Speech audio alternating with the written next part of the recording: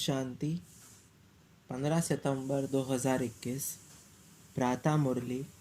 बाप दादा के महावाक्य। मीठे बच्चे, अभी तुम अमर लोक की यात्रा पर हो। तुम्हारी ये बुद्धि की रूहानी यात्रा है जो तुम सच्चे सच्चे ब्राह्मण ही कर सकते हो। प्रश्न, अपने आप से व आपस में कौन सी वार्तालाप करना ही शुभ सम्मेलन है? उत्तर, अपने आप से बात करो कि हम आत्मा अब इस पुराने छी शरीर को छोड़ वापस घर जाएंगे। ये तन कोई काम का नहीं, अब तो बाबा के साथ जाएंगे। आपस में जब मिलते हो तो यही वार्तालाप करो कि सर्विस वृद्धि को कैसे पाए, सबका कल्याण किस तरह हो, सबको रास्ता कैसे बताएं। यही शुभ सम्मेलन है। गीत। दिल का सहारा टूट ना जाए। ओम शांति।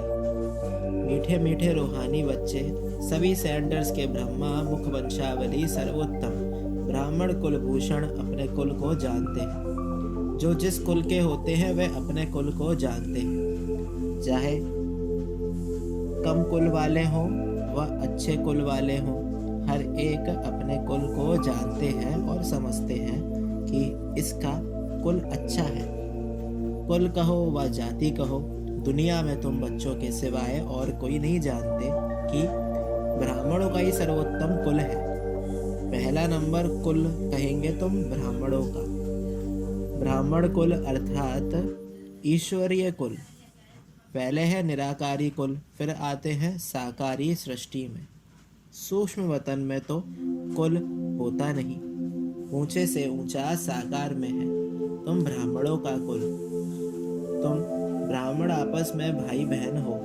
बहन और भाई होने कारण विकार में जा नहीं सकते। तुम अनुभव से कह सकते हो कि ये पवित्र रहने की बड़ी अच्छी युक्ति है। हर एक कहते हैं हम ब्रह्म कुमार कुमारी हैं। शिववंशी तो सब हैं। फिर जब साकार में आते हैं तो प्रजापिता का नाम होने के कारण भाई बहन हो जाते हैं। प्रजापिता ब्रह्मा है तो जरूर रचता है, एडॉप्ट करते हैं। तुम कुख वंशावली नहीं हो, मुख वंशावली हो।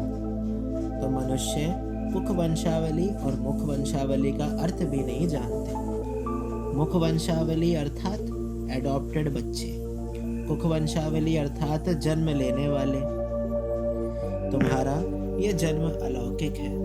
बाप को लौकिक, अलौकिक, पारलौकिक कहा जाता है। प्रजापिता ब्रह्मा को अलौकिक बाप कहा जाता है। लौकिक बाप तो सभी को है, वह तो कॉमन है। पारलौकिक बाप भी सभी का है।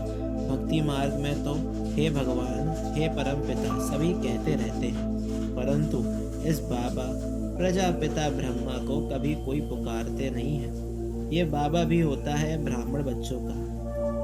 उन दोनों को तो सब जानते हैं, बाकी ब्रह्मा में मूंज पड़ते हैं, क्योंकि ब्रह्मा तो है ही सूक्ष्म वतन में, यहाँ तो दिखाते नहीं हैं। चित्रों में भी ब्रह्मा को दाढ़ी मूछ वाला दिखाते हैं, क्योंकि प्रजापिता ब्रह्मा यहाँ सृष्टि में है। सूक्ष्म वतन में तो प्रजा रच नहीं सकते, ये भी किसकी बुद्धि में नहीं आता है। ये सब बातें बाप समझाते हैं। ये रूहानी यात्रा भी गाई हुई है। रूहानी यात्रा वह जहाँ से फिर लौट नहीं आना है। दूसरी यात्राएं तो सब जन्म जन्मांतर करते रहते हैं और जाकर लौट आते हैं। वह है जिस्मानी यात्रा, ये तुम्हारी है रूहानी यात्रा। इस रूहानी यात्रा करने से तुम मृत्यु लोक में नहीं लौटते हो। बाप तुमको अमर लोक की यात्रा सिखलाते हैं।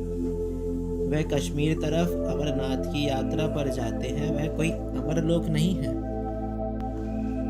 अमर लोक एक है आत्माओं का, दूसरा है मनुष्यों का, जिसको स्वर्ग अथवा अमर लोक कह सकते हैं। आत्माओं का है निर्वाण धाम, बाकी अमर लोक सतयुग और मृत्यु लोक है कलयुग, और निर्वाण धाम है शांति लोक, जहाँ आत्माएं रहती हैं।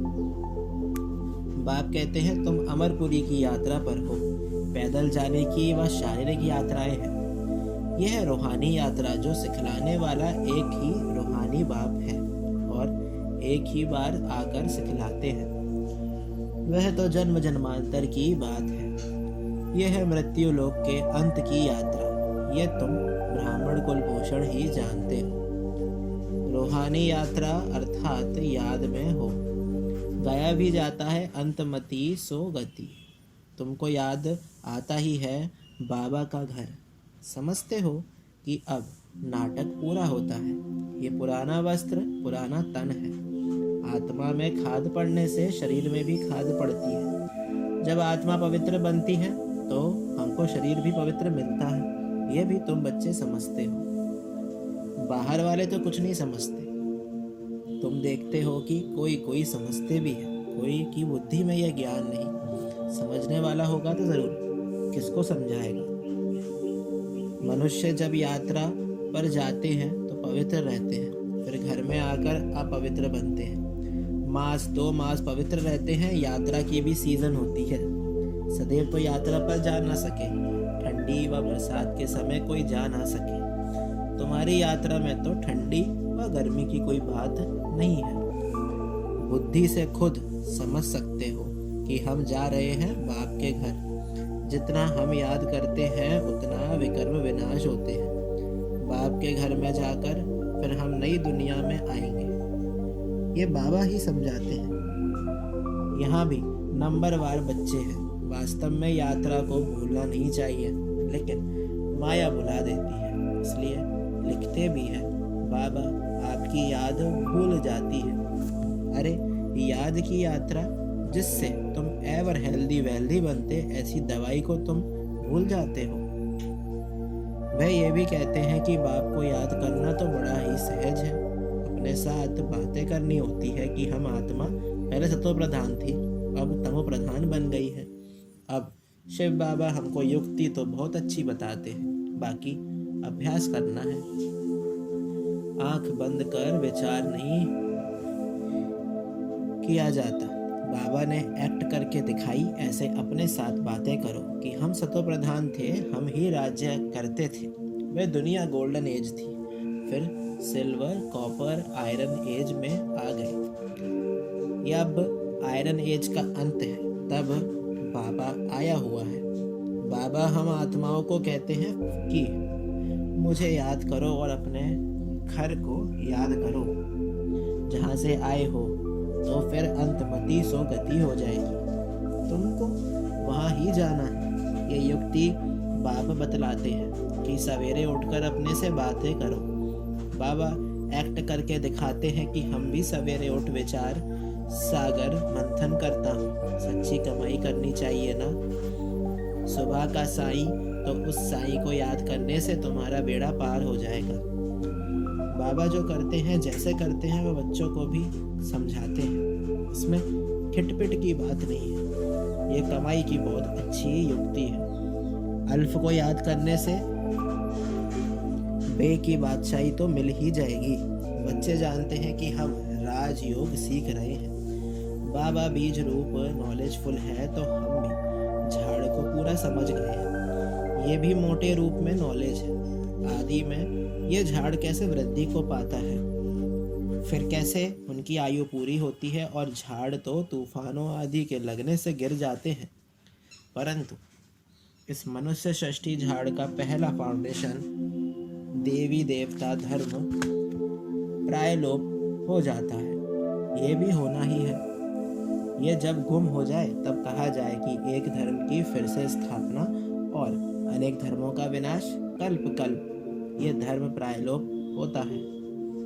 आत्मा में खाद पड़ जाती है तो जेवर झूठा हो जाता है। बच्चे समझते हैं हमारे में खाद थी। अब जब हम स्वच्छ बनते हैं तो औरों को रास्ता बताते हैं। दुनिया तो सतो प्रधान थी, अब तमो प्रधान है। पहले सतो प्रधान हेवन था। तो बच्चों को सवेरे सवेरे उठ अपने से बातें अर्थात रूह रेहान करना चाहिए। विचार सागर मंथन करना चाहिए। फिर किसको समझाना होता है कि ये 84 जन्मों का चक्र है। 84 जन्म कैसे लेते हैं, कौन लेते हैं। जरूर जो पहले आएंगे वही लेंगे। बाप भी भारत में आते हैं, आकर 84 का चक्र समझाते हैं। बाप कहाँ आए हैं ये भी नहीं जानते हैं।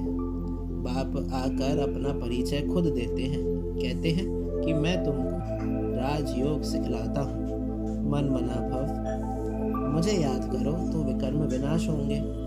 ऐसी समझानी कोई दे ना सके। भले गीता आदि सुनाते हैं, वहाँ भी लोग जाते रहते हैं, परंतु भगवान कभी तो आया होगा, ज्ञान सुनाया होगा, फिर जब आए तब सुनाए ना। वो लोग तो गीता पुस्तक उठाकर बैठ सुनाते हैं। यहाँ तो भगवान है ज्ञान का सागर, इनको कुछ हाथ में ले पढ़ना नहीं है, ये सीखता नहीं है। कल्प पहले भी आकर तुम बच्चों को संगम पर सिखाया था, बाप ही आकर राजयोग सिखलाते हैं। ये है याद की यात्रा, तुम्हारी बुद्धि ही जानती है। सिवाय ब्रह्मा मुखवंशावली ऐसा कोई मनुष्य नहीं होगा जिसके पास ये ज्ञान होगा। सब में सर्वव्यापी का ज्ञान भरा हुआ है। ये कोई नहीं जानते कि परमात्मा बिंदी है, ज्ञान सागर पतित पावन है। सिर्फ ऐसे ही गाते रहते हैं। गुरु लोग जो सिखाते हैं वे सत सत करते रहते हैं, अर्थ कुछ भी नहीं समझते, ना उस पर कभी विचार चलाते तो ये सत्य है वह नहीं। बाप समझाते हैं कि तुम बच्चों को चलते फिरते याद की यात्रा में जरूर रहना है, नहीं तो विकर्म विनाश हो नहीं सकते। कुछ भी कर्म करते रहो परंतु बुद्धि में बाप की याद रहे। श्रीनाथ द्वारे में भोजन बनाते हैं तो बुद्धि में वह श्रीनाथ रहता है ना, बैठे ही मंदिर में है, जानते हैं कि हम श्रीनाथ के लिए बनाते हैं। भोजन बनाया और भोग लगाया, फिर घर वाले बच्चे आदि याद आते रहेंगे। वहाँ भोजन बनाते हैं मुख बंद, बात नहीं करेंगे। मनसा से कोई विकर्म नहीं बनता है, वह श्रीनाथ के मंदिर में बैठे हैं। यहाँ तो शिव बाबा के पास बैठे हो, यहाँ भी बाबा युक्ति बताते रहते हैं। बच्चे कोई फालतू बात नहीं करना, सदैव बाप से मीठी मीठी बातें करनी, जैसा बाप वैसे बच्चे। बाप की स्मृति में रहता है कि चक्र कैसे फिरता है, तब तुम बच्चों को आकर सुनाते हैं। तुम बच्चे जानते हो कि हमारा बाबा मनुष्य सृष्टि का बीज रूप चैतन्य है। कितनी सहज बात है, परंतु फिर भी समझते नहीं है, क्योंकि पत्थर बुद्धि है ना। उस बीज को हम चैतन्य नहीं कहेंगे, ये नॉलेजफुल चैतन्य है, यह एक ही है। वह बीज तो अनेक प्रकार के होते हैं। भगवान को कहा जाता है मनुष्य सृष्टि का बीज रूप। तो बाप हो गया ना, आत्माओं का बाप परमात्मा है तो सभी ब्रदर्स ठहरे। बाप भी वहाँ रहते हैं जहाँ तुम आत्माएं निवास करती हो। निर्वाण धाम में बाप और बच्चे रहते हैं। इस समय तुम प्रजापिता ब्रह्मा की संतान भाई और बहन हो, इसलिए कहलाते हो शिववंशी ब्रह्म कुमार कुमारी। ये भी तुमको लिखना है कि हम ब्रह्म कुमार कुमारियाँ भाई बहन हैं। बाप ब्रह्मा द्वारा सृष्टि रचेंगे तो भाई बहन ठहरे ना। कल्प कल्प ऐसे ही क्रिएट करते हैं, अडॉप्ट करते जाते हैं। मनुष्य को प्रजापिता ब्रह्मा नहीं कहा जाता, भले बाबा कहते हैं, परंतु वह है हद का, इनको प्रजापिता कहेंगे। बहुत प्रजा है अर्थात ढेर बच्चे हैं, तो बेहद का बाप बच्चों को सभी बातें बैठ समझाते हैं। ये दुनिया बिल्कुल बिगड़ी हुई छी छी है, अब तुमको वाह वाह की दुनिया में ले जाते हैं। तुम्हारी में भी बहुत है जो भूल जाते हैं। अगर ये याद हो तो बाप भी याद रहे और गुरु भी याद रहे कि अब वापस जाना है, पुराना शरीर छोड़ देंगे, क्योंकि ये तन अब काम का नहीं है। आत्मा अब पवित्र होती जाती है तो शरीर भी पवित्र होना है। आपस में ऐसी ऐसी बातें बैठ करनी चाहिए। इसको कहा जाता है शुभ सम्मेलन, जिसमें अच्छी अच्छी बातें हों। सर्विस कैसे वृद्धि को पाएं, कल्याण कैसे करें, उनों का तो छी छी सम्मेलन है, गपोड़े मारते रहते हैं। यहाँ गपोड़े आदि की बात नहीं, सच्चा सच्चा सम्मेलन इसे कहा जाता है। हमको ये कहानी सुनाई है कि ये कलयुग है, सतयुग को स्वर्ग कहा जाता है। भारत स्वर्ग था, भारतवासी ही 84 जन्म भोगते हैं, अब अंत में है। अब तुम तमो प्रधान से सतो प्रधान बनते हो। इसमें कोई गंगा स्नान आदि नहीं करना है। भगवानुवाच की मैं सभी का बाप हूँ। कृष्ण सबका बाप हो नहीं सकता। एक दो बच्चे का बाप श्री नारायण है, ना कि श्री कृष्ण। श्री कृष्ण तो कुमार है। इस प्रजापिता ब्रह्मा को तो बहुत बच्चे हैं। कहाँ कृष्ण भगवानुवाच, कहाँ शिव भगवानुवाच। भूल कितनी बड़ी कर दी है। कहाँ भी प्रदर्शनी करो तो मुख्य बात यह है कि गीता का भगवान ये है वह पहले ये समझना चाहिए कि भगवान शिव को कहा जाता है। ये बुद्धि में बिठाना है, इस पर प्रोब होना चाहिए। गीता के भगवान का चित्र भी बड़ा परमानेंट होना चाहिए। नीचे में लिख देना चाहिए कि जज करो और आकर समझो, फिर लिखाकर सही लेनी चाहिए। अच्छा, मीठे मीठे सिक्की लदे बच्चों प्रति माता पिता बाप दादा का याद प्यार और गुड मॉर्निंग। रूहानी बाप की रूहानी बच्चों को नमस्ते। हम रूहानी बच्चों की रूहानी बाप दादा को याद प्यार और गुड मॉर्निंग। नमस्ते नमस्ते, शुक्रिया बाबा शुक्रिया। धारणा के लिए मुख्य सार। पहला, आपस में शुभ सम्मेलन कर सर्विस की वृद्धि के प्लान बनाने, अपने और सर्व के कल्याण की युक्ति रचनी है। कभी भी कोई व्यर्थ फालतू बातें नहीं करनी है। दूसरा, सवेरे सवेरे उठकर अपने आपस में बातें करनी है। विचार सागर मंथन करना है। भोजन बनाते एक बाप की याद में रहना है। मनसा भी बाहर ना भटके, ये ध्यान रखना है। वरदान, विनाश के समय पेपर में पास होने वाले आकारी लाइट रूपधारी भव। विनाश के समय पेपर में पास होने व सर्व परिस्थितियों का सामना करने के लिए आकारी लाइट रूपधारी बनो। जब चलते फिरते लाइट हाउस हो जाएंगे तो आपका ये रूप दिखाई नहीं देगा। जैसे पाठ बजाते समय चोला धारण करते हो, कार्य समाप्त हुआ, चोला उतारा। 1 सेकंड में धारण करो और 1 सेकंड में न्यारे हो जाओ। जब यह अभ्यास होगा तो देखने वाले अनुभव करेंगे कि ये लाइट के वस्त्रधारी हैं। लाइट ही इन्हों का श्रृंगार है। स्लोगन, उमंग उत्साह के पंख सदा साथ हो तो हर कार्य में सफलता सहज मिलती है। ओम शांति।